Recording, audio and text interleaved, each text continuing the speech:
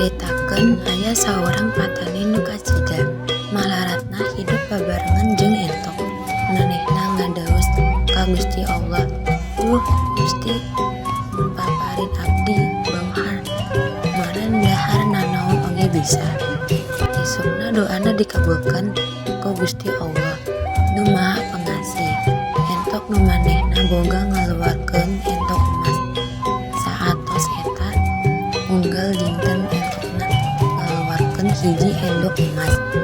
Manehna teh jadi beunghar.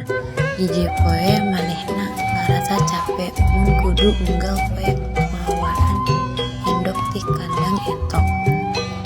Manehna sasadiaan wedok keur ngabele entok ngarah emasna kabeh kaluar.